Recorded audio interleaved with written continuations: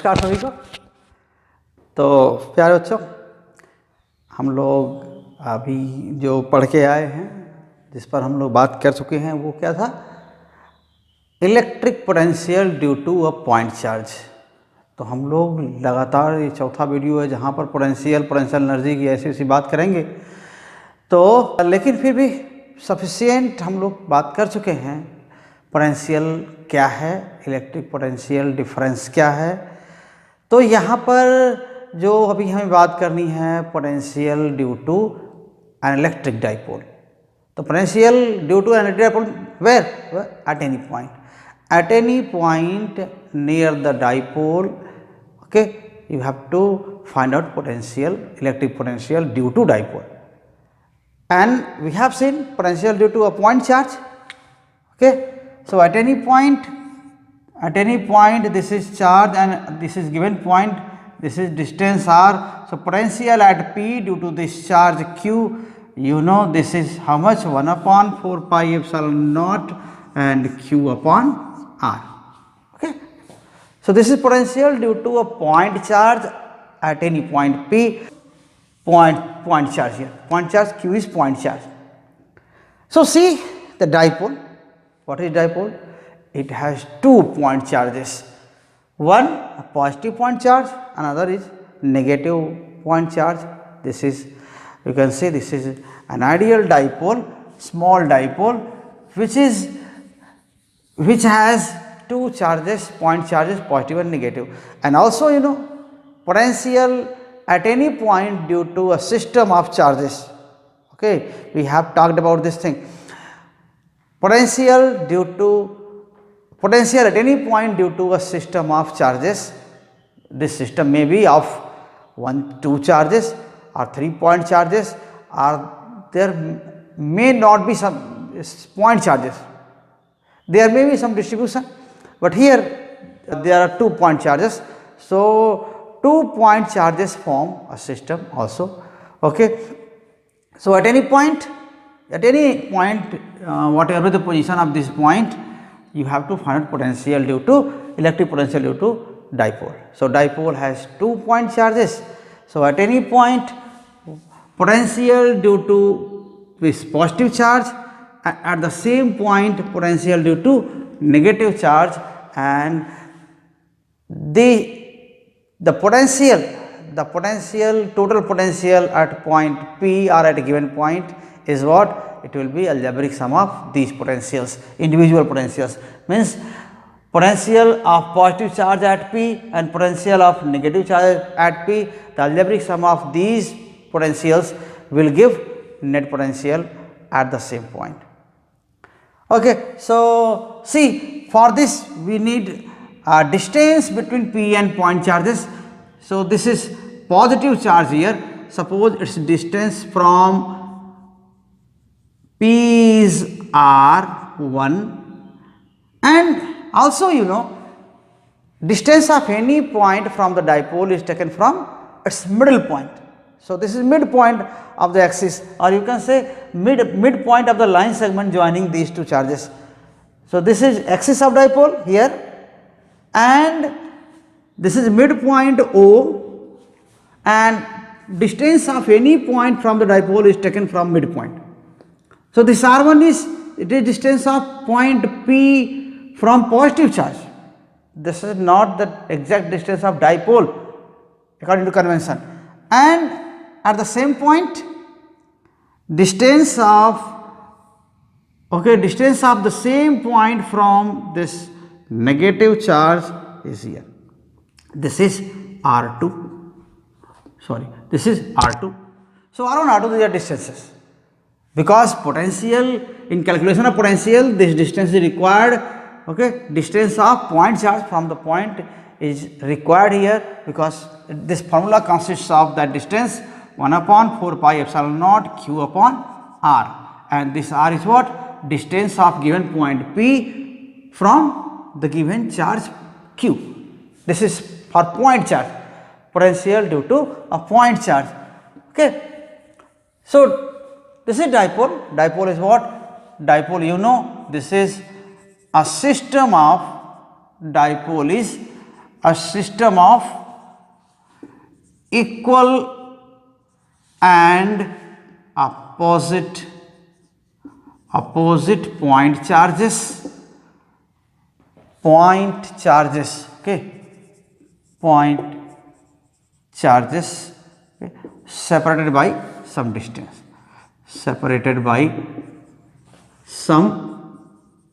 distance,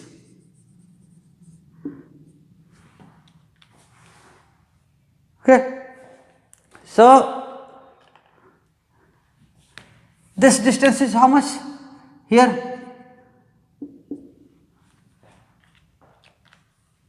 This distance is here 2a, distance here 2a is given, 2a distance, and the characteristic property of dipole is what? Okay, a dipole is characterized by what? Dipole moment, electric dipole moment. Characteristic property का मतलब क्या होता है? किसी property से पहचान होती है कि ये डाइपोल है। अगर डाइपोल जिसको कह रहे हैं उसमें डाइपोल मोमेंट होगा ही होगा, और जिस इसमें डाइपोल मोमेंट है उस पर वो पक्का इलेक्ट्रिक डाइपोल होगा। ठीक है, ये मैग्नेटिक डाइपोल के लिए भी सही है, इलेक्ट्रिक डाइपोल के लिए भी सही है। तो ये तो उसकी पहचान है कि electric dipole moment means it is a dipole.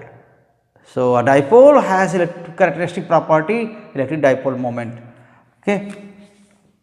So dipole has what? Dipole has characteristic property. Characteristic property what? Electric dipole moment. Electric dipole moment. And it is direct, it is vector quantity. Dipole moment क्या है? Vector quantity है।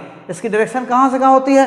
Negative charge से positive charge की ओर, क्योंकि external field में रखने पर क्या होता है, ये ऐसे ही, अगर ऊपर की ओर फील्ड है तो ये घूम के ऐसे ही होना चाहता है, मतलब पॉजिटिव चार्ज ऊपर, नेगेटिव चार्ज नीचे। या इलेक्ट्रिक फील्ड ऐसे है और इसमें आपने डाइपोल रख दिया तो वो घूम करके हर हाल में टॉर्क लगेगा उस पर, और वो घूम करके ऐसे होना चाहेगा।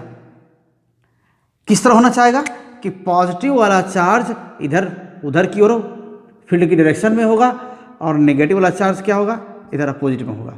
तो कहते हैं कि जब ऐसा स्टेबल होता है, ऐसे आकर के वो स्टेबल होता है, यानी इसी ओरिएंटेशन में रुकना चाहता है, तो हम तब कहते हैं कि जो इसका मोमेंट है, जो इसकी टेंडेंसी है, या इसकी जो प्रॉपर्टी है वो डायरेक्शनल प्रॉपर्टी है ना, डायरेक्शनल प्रॉपर्टी है, वो प्रॉपर्टी अभी फील्ड की डायरेक्शन में हो गई है, या ऐसी इसकी प्रॉपर्टी है जो इस तरह रहना चाह रहा है।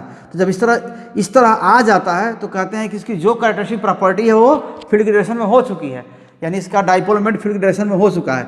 इसलिए पी को इधर माना जाता है, किधर माना जाता है, निगेटिव टू पॉजिटिव, क्योंकि एक्सटर्नल फील्ड में ये ऐसे ही रहना चाहता है।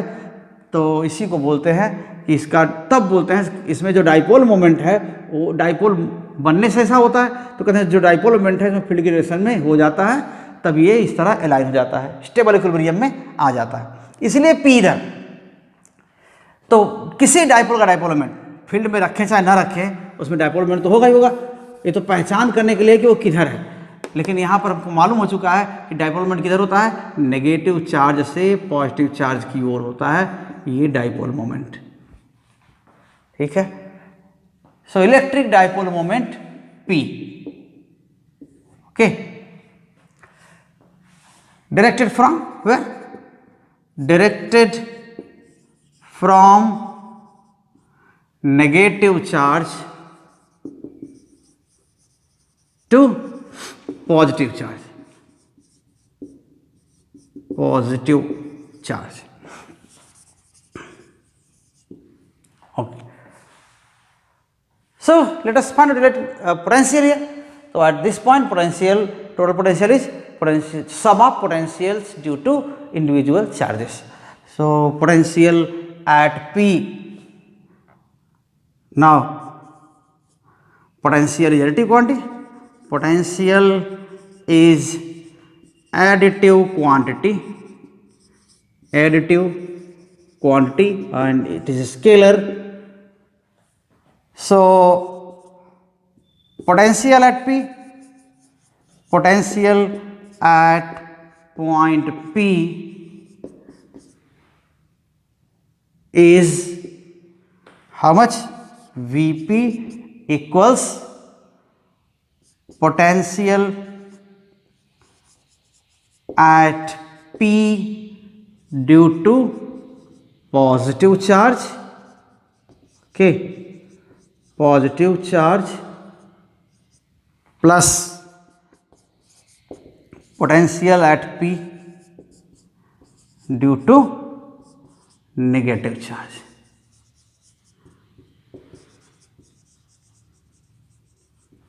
ठीक है, ऐसा। तो इसी को हम क्या लिख देते हैं अक्सर, V P equals V positive, okay, V positive plus V negative, V positive plus V negative, okay, negative, this is suffix here just to identify this is potential due to negative charge.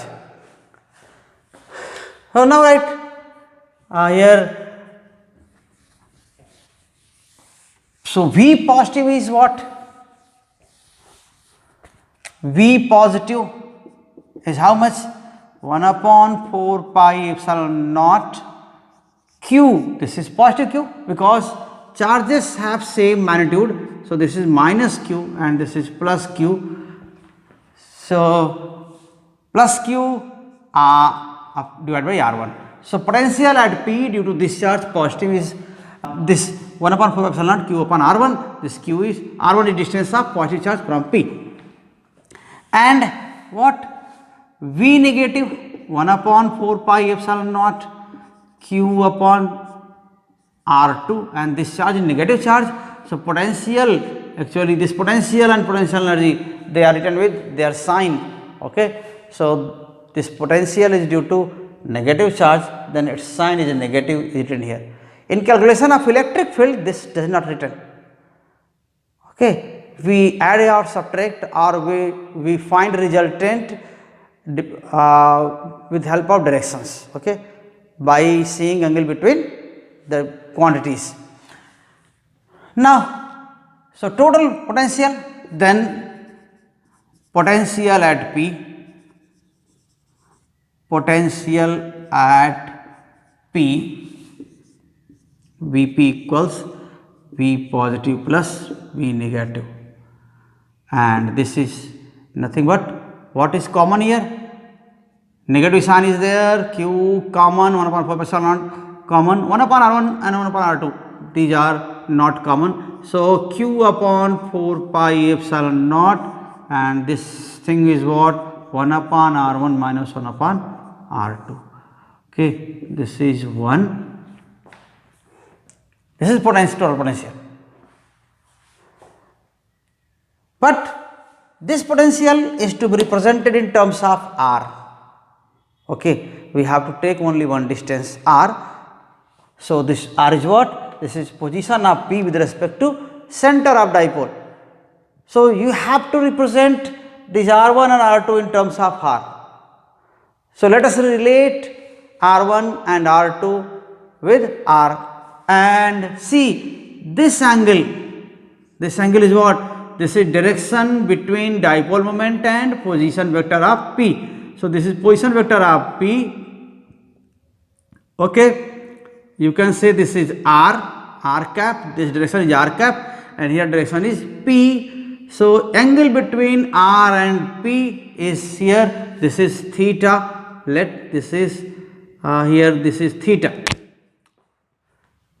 So you can this is known, this point P, suppose this is A, B and this center is O.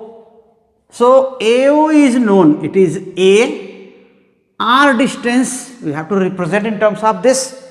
So R1 and theta is known, so you can relate this R1 with RA and theta, and this is done by cosine rule or cosine relation.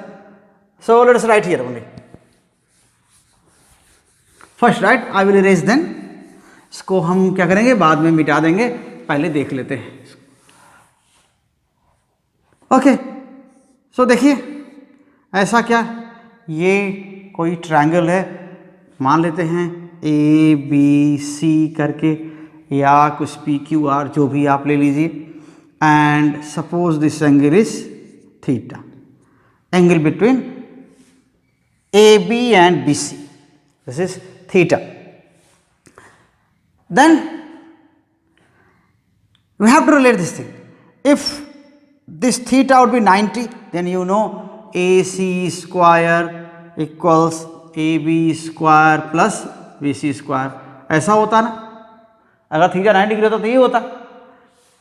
If theta is 90 degree but it is not there, 90 degree तो है नहीं, तो क्या करेंगे अब, इसको हम फिर अलग करेंगे, इसको क्या करें, वो ऐसा ही है, जनरल रिलेशन है जो किसी भी एंगल के लिए हो सकता है, ये 90 और, तो इसके लिए क्या होगा, यहाँ पर क्या होगा, if theta is less than 90 then certainly A C square is less than B C square, A B square plus B C square, A B square plus B C square. Okay, इससे छोटा होगा. तो ठीक है, तो ये A D मान लेते हैं, ये पॉइंट डी है, इसको आप डी मान लीजिए. तो फिर क्या होगा, आइए रिलेट करते हैं.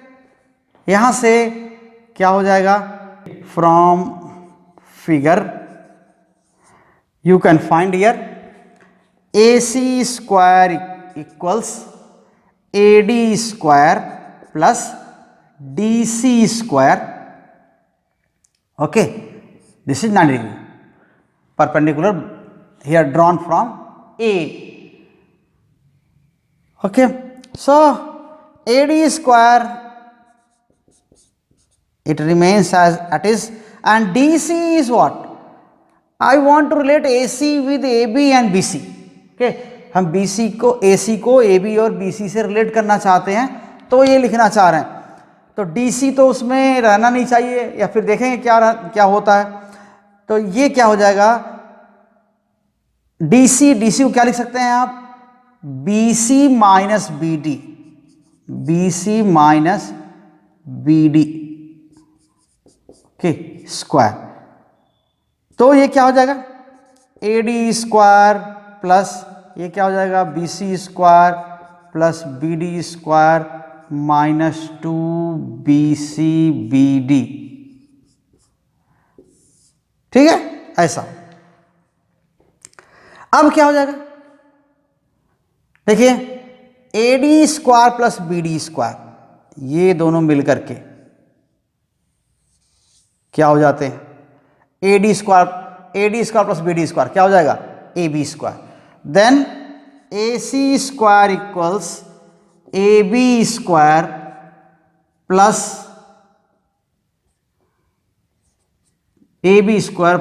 BC square minus 2BC into BD, minus 2BC into BD. Okay, ऐसा हो. तो BC इंटू BD, और BD क्या है, BD को हम क्या लिख सकते हैं, AB के टर्म्स में लिखना चाहें तो क्या हो जाएगा, आप अगर इसको लिखना ही चाहेंगे तो BD अपॉन AB क्या लिख सकते हैं, कॉस थीटा. तो आप BD को क्या लिख सकते हैं, AB कॉस थीटा. हो सकता है, BD को AB कॉस थीटा लिख सकते हैं. ठीक है, तो यहां हो गया, इसलिए BD की जगह में AB कॉस थीटा होगा. तो देखिए AB square plus BC square minus 2BC into AB cos theta हो गया ऐसा. AC स्क्वायर इक्वल्स, अब देख लीजिए क्या है, अब कोई BD या DC इसमें नहीं है, BD या DC नहीं है, क्या है, AB स्क्वायर है, AC स्क्वायर है, BC स्क्वायर है और 2BC into AB cos theta है. अगर यही थीटा 90 डिग्री होता तो कॉस थीटा क्या होता, 0, और ये टर्म हो जाता 0, क्या होता, AC square equals AB square plus BC square. इसको आप पाइथागोरस थ्योरम आप अच्छी तरह जानते हैं. और अगर यही थीटा क्या होगा 90 से कम होगा तो कॉस थीटा पॉजिटिव होगा और ये पूरी वैल्यू निगेटिव आएगी, तो ए सी स्क्वायर क्या होगा, A B square plus B C square में से इतना सब्ट्रैक्ट करने पर सी स्क्वायर आता है, यानी कि ये कम होगा, A B square plus B C square से ये थोड़ा कम होगा। अगर ये ऑब्ट्यूस होता, थीटा ऑब्ट्यूस होता है ना, ऐसा होता कुछ, ये ऐसे इस तरह का, ये थीटा ऐसे होता ए बी सी, तब क्या करते, तब तो ये बड़ा होता ना, ए सी स्क्वायर क्या होता, A C square A B square plus B C square से, A B square plus B C square से क्या होता, ये बड़ा होता।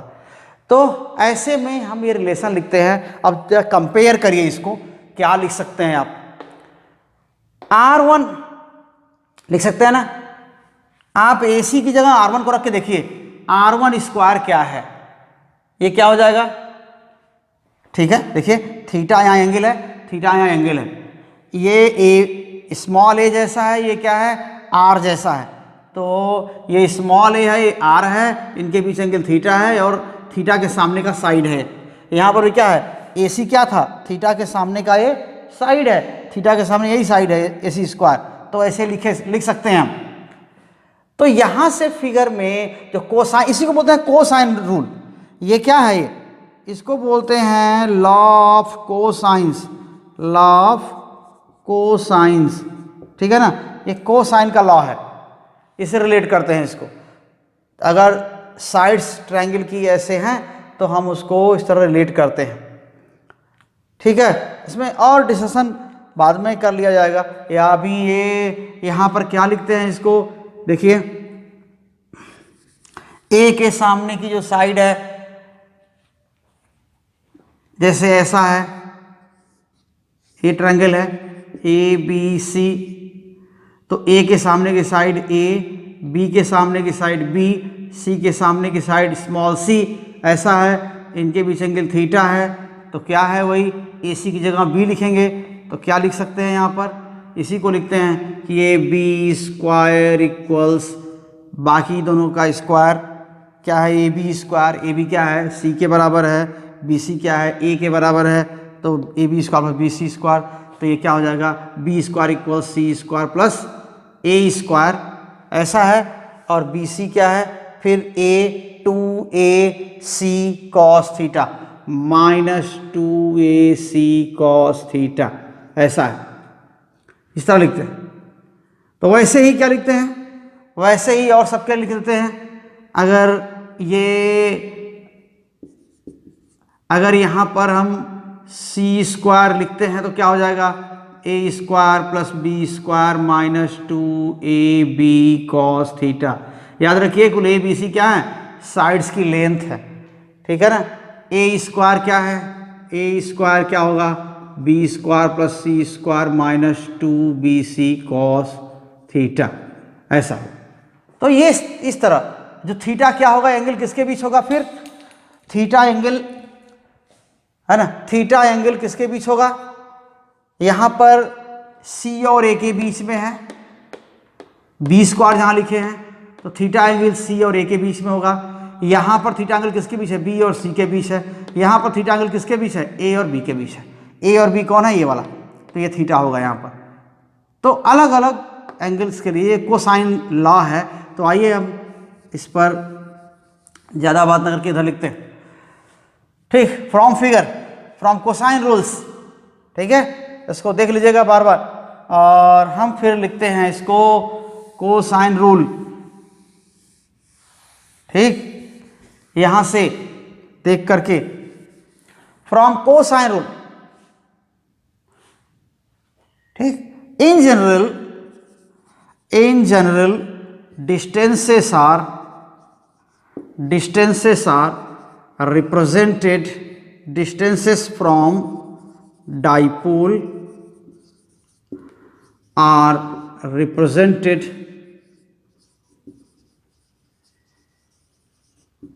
in terms of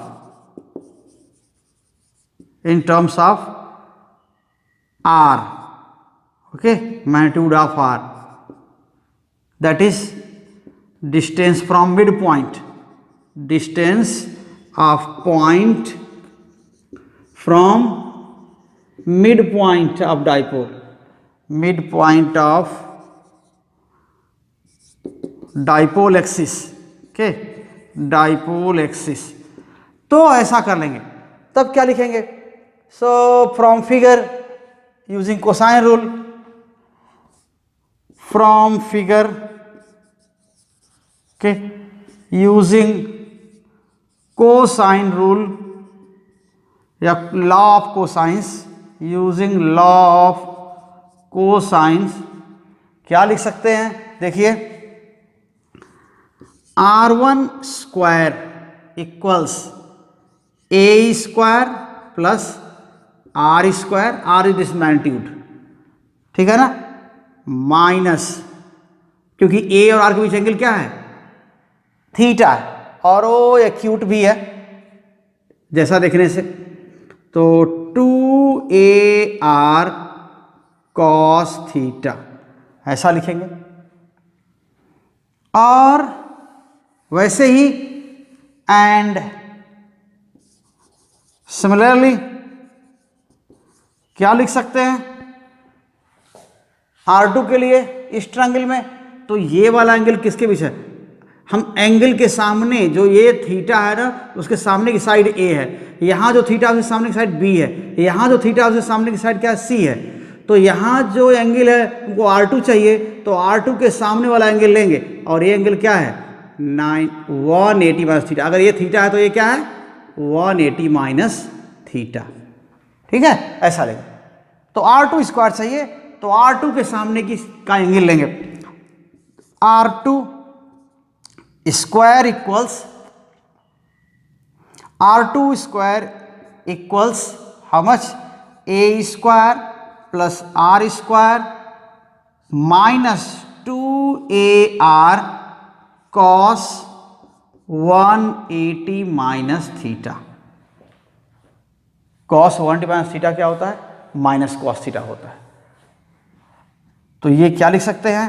A square plus are square plus 2AR cos theta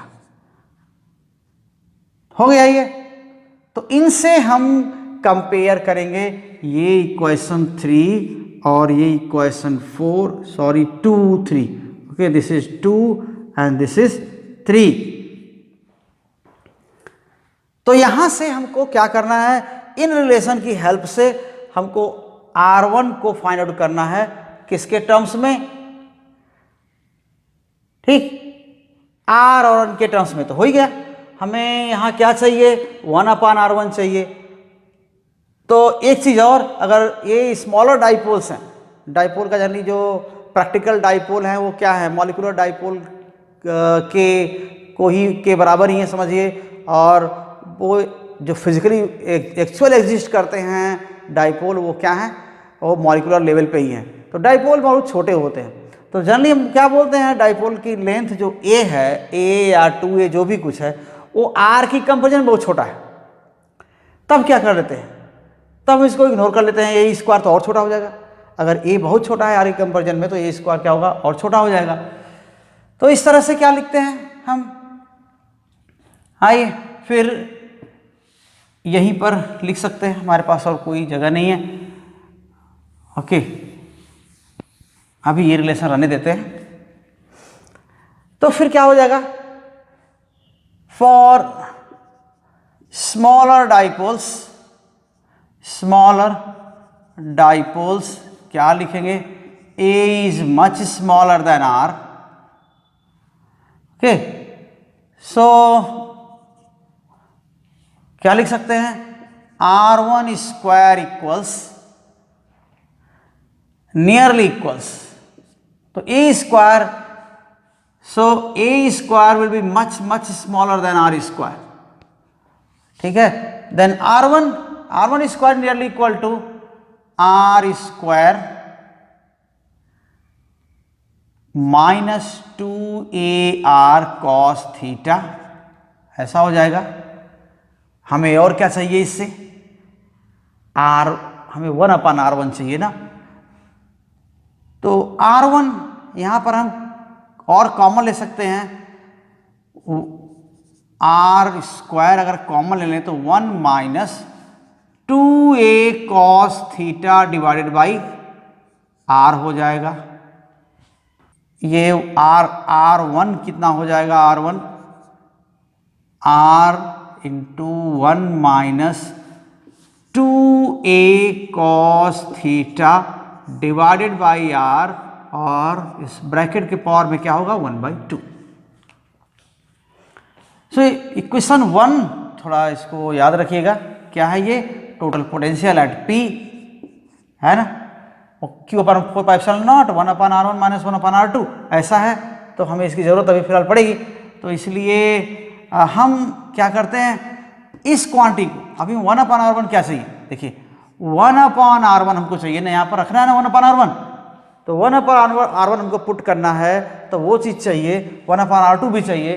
तो पहले हम 1/R1 फाइंड आउट करते हैं, तो 1/R1 इक्वल्स क्या हो जाएगा 1/R, और ये चीज़ क्या हो जाएगा, अपॉन में करेंगे तो माइनस पावर हो जाएगा, 1 minus 2a cos theta divided by R power minus 1/2 है कि नहीं। तो ऐसे तो ये क्या हो जाएगा, और हम जो ये रिलेशन है हम ऊपर लिख देते हैं 1 को, कहाँ लिख दें यहाँ पर, Vp equals Q upon 4πε0 charge, this dipole is kept in vacuum, so 1/R1 minus 1/R2, and this was equation 1.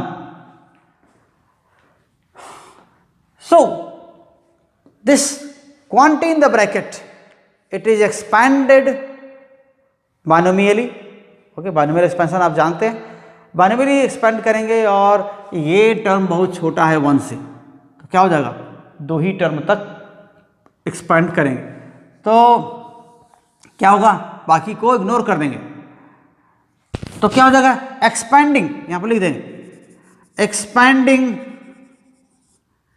1 minus 2a cos theta by R power minus 1/2 क्या हो जाएगा बाइनोमियली, है ना, and neglecting higher terms, higher power term, and neglecting higher power terms, ठीक है ना, higher power terms, तो जो बड़े पावर टर्म्स को नेग्लेक्ट करते हैं, जैसे हम लिखते हैं कि 1 प्लस एक्स पावर n, क्या लिखते हैं 1 plus N X plus N minus 1 X square upon 2 factorial and so on. तो ये जब x बहुत छोटा होता है 1 से, है कि नहीं, अगर x क्या है 1 से छोटा है, तो 1 plus X power n is nearly equal to 1 plus N X, higher power, है ना, हायर पावर टर्म्स को क्या करते हैं इग्नोर करते हैं, तो वही चीज़ यहाँ करना है, 1 प्लस एन एक्स लेना है, x क्या है देख लीजिए, तो x यहाँ पूरा ये है, यहाँ पर x है, ये 1 से छोटा है, भाई कॉस थीटा 1 से छोटा होता ही है, a क्या होगा r से बहुत छोटा होता है, तो ये पूरी क्वांटिटी कितनी आती है 1 से बहुत छोटी आती है, तो क्या करेंगे जब ये x बहुत छोटा है 1 से, तो 1 प्लस एन एक्स, तो यहाँ माइनस है ही है, n माइनस 1/2 है, हायर पावर टर्म्स अगर इसको इग्नोर करें तो क्या मिल जाएगा आपको, then 1/R1 is nearly equal to 1/R, यहाँ पर क्या हो जाएगा ब्रैकेट में 1 प्लस एन एक्स टाइप का कोई चीज़ रहेगा, तो x ये है, n यहाँ माइनस 1/2 है, तो माइनस माइनस क्या हो जाएगा प्लस हो जाएगा, और 2 कट भी जाएगा, सो 1 plus a cos theta upon r, ऐसा हो गया, ये देखिए हो जाएगा 4, है कि नहीं, 1/R1 आ गया, यहीं पर रखना है 1/R1, तो 1/R1 यहाँ पर मिल गया हमको, किसके टर्म्स में, r के टर्म्स में, तो और हो गया। वैसे ही अब तो इसकी ज़रूरत हमें नहीं है, समझ गए इसको हम, है कि नहीं। नहीं समझ में आएगा तो अब तो वीडियो में देखना है, केवल बोर्ड तो है नहीं, आप वीडियो में ज़रूर देख लीजिएगा वापस करके क्या क्या लिखा हुआ था। ये तो बहुत आसान चीज़ है आपके लिए और अच्छी चीज़ है अगर आप देखना चाहें तो, पढ़ना चाहें तो। फिर अब क्या हो जाएगा, सिमिलरली हमको 1/r2 भी चाहिए ना, 1/r2 भी चाहिए, तो और कुछ डिफरेंस तो है नहीं, क्या होगा इसमें, बस प्लस माइनस का डिफरेंस था, यहाँ लिखा हुआ था, है कि नहीं, यहाँ पर थीटा की जगह 180 माइनस थीटा था तो यहाँ प्लस हो गया था। तो similarly 1/r2 equals 1/r1 minus a cos theta divide by r, ऐसा ये हो जाएगा 5। तो अब क्या करेंगे, तो यही वैल्यूज यहां रख देंगे। Then potential due to dipole is at P, then total potential at P due to dipole is what, Vp equals Q upon 4 pi epsilon naught, and this is how much, देखिए ये लिख सकते हैं हम, क्या करेंगे इसको अंदर मल्टीप्लाई कर दें, ठीक है, तो 1/r लिख ही देते हैं एक बार, a cos theta divide by r minus 1/r 1 minus a cos theta divided by r, है कि नहीं। ये तो अब ये ब्रैकेट ओपन करेंगे, 1/r यहाँ हो जाएगा, 1/r यहाँ माइनस हो जाएगा, यहाँ 1/r प्लस है, कट जाएगा, यहाँ a cos theta upon r square, यहाँ माइनस माइनस प्लस हो जाएगा, है कि नहीं, देखिए माइनस ए प्लस हो जाएगा, तो a cos theta upon r square यहाँ भी है प्लस में, और a cos theta upon r square यहाँ भी है प्लस में, तो 2a cos square theta 2a cos theta upon r square हो जाएगा, और ये 1/r यहाँ प्लस और 1/r यहाँ माइनस, दोनों कट जाएंगे। तो ये क्या हो जाएगा, then Vp equals Q upon 4 pi epsilon naught, क्या हो जाएगा ये 2a cos theta divided by r square, ऐसा आ गया। तो यहाँ डाइपोल वाले इक्वेशन में r स्क्वायर आया है, पॉइंट चार्ज का पोटेंशियल था तो वहाँ r बस तो 1/r था, है ना। So potential of point charge falls as 1/r, and here potential due to dipole falls as 1/r square. So this is a very important result here. Then again take it here, okay. Then Vp,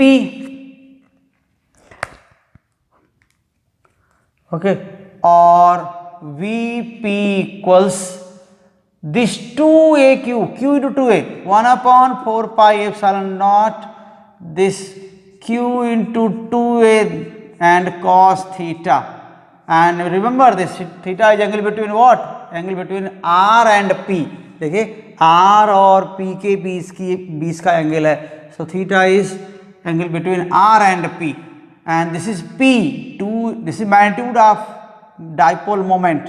So 1/4 pi epsilon naught, this is P cos theta divided by r square. This is Vp. And now the same potential can be expressed as the P vector. R is how much? 1/4 pi epsilon naught. You can write magnitude of P into 1 into cos theta upon r square, या आप क्या लिख सकते हैं इसको 1/4 pi epsilon naught, okay, and this is what, magnitude of P, and 1 is what, magnitude of unit vector r जो r की direction में है, magnitude of unit vector r and cos theta upon r square. तो इसी को आप क्या लिख सकते हैं वेक्टर फॉर्म में, यहाँ Vp इक्वल्स, Vp वेक्टर नहीं है, इनको प्रोडक्ट के फॉर्म में लिख सकते हैं. Okay, P dot R upon R square. Okay, so angle dependence is there. Point charge में कोई एंगल डिपेंडेंस नहीं था, यहां पर क्या है, एंगल डिपेंडेंस है. Okay, so this points to be noted here. Okay, here is angle dependence.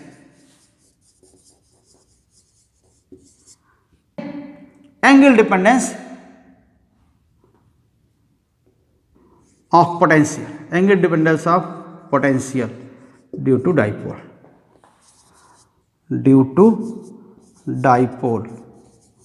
okay, whereas but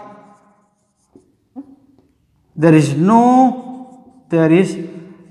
angle dependence in case of point charge. Angle dependence, okay, in the case of point charge, in the case of point charge. ठीक है, okay, this is there. And also here potential of dipole, it falls as 1 upon r square. These are differences. So potential of dipole, ये थोड़ा तेजी से, distance बढ़ने के साथ तेजी से डाउन होता है. Potential due to dipole falls as 1 upon r square, which in the case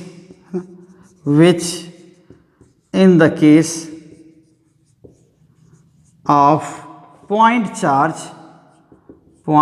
charge क्या करता है, okay, falls as 1 upon r. So you can note these differences. Okay, and here are cos theta. Theta is what? ठीक है, तो ये देखिए, if theta is 0, okay, so Vp means axial point है ना, axis, Vp equals 1 upon 4 pi epsilon naught P cos theta, P upon r square. सो 0 होगा तो क्या होगा, ये पॉजिटिव साइड में यहां पर आएगा, P कहीं इधर होगा, है ना, पॉजिटिव चार्ज की ओर. And if theta is 180 means यहां पर आ जाएंगे इस साइड, थीटा P से एंगल है, P तो इधर की ओर होगा हमेशा. तो अगर पॉइंट P कहीं इधर आ गया, इस एक्सिस पर, इधर इसी एक्सिस पर निगेटिव साइड में आ गया, तो क्या हो जाएगा, Vp क्या हो जाएगा, नेगेटिव होगा, है ना, 1 upon 4 pi epsilon naught minus P by R square. और ये इक्वेटोरियल प्लेन में क्या होगा, ऐसे जब होगा थीटा 90 होगा, पॉइंट P अगर इक्वेटर पर कहीं यहाँ होगा तो क्या होगा, पोटेंशियल यहाँ क्या होगा, 0 होगा. Okay, so if theta is 90 degree means ये किसके लिए है, इक्वेटोरियल प्लेन है ना, इक्वेटोरियल प्लेन, यहां पर क्या होना है, Vp इज 0. तो इक्वेटोरियल प्लेन में हमेशा क्या होगा, पोटेंशियल क्या होगा, 0 होगा. तो ये बहुत मार्क करने की चीजें हैं. So I think this is all about dipole. And about physical significance of dipole we have discussed earlier. Thank you very much for being with us, and hope you have watched the complete video. And so thank you very much, and again we will be together in the next video. Thank you.